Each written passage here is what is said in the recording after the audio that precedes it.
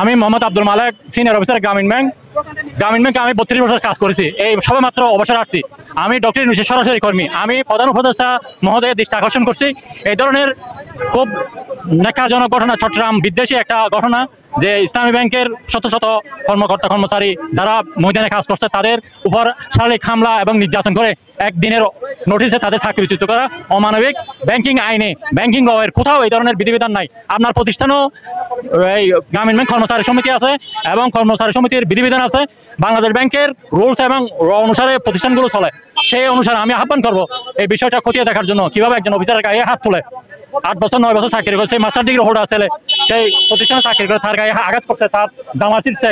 এই ধরনের অনেক ঘটনা ঘটে গেছে, যেটা খুব দুঃখজনক এবং অনাকাঙ্ক্ষিত। প্রশাসনিকভাবে এটা নিন্দনীয় বিষয়, এটা মেনে যাওয়ার মতো বিষয় না।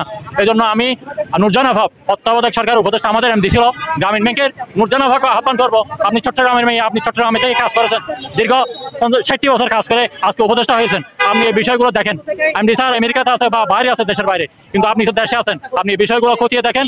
চট্টগ্রামের জেলা প্রশাসকের নির্দেশ দিয়ে আপনি তদন্ত কমিটি গঠন করে বিষয়টি সুন্দরভাবে সমাধান করার জন্য আহ্বান জানাবো।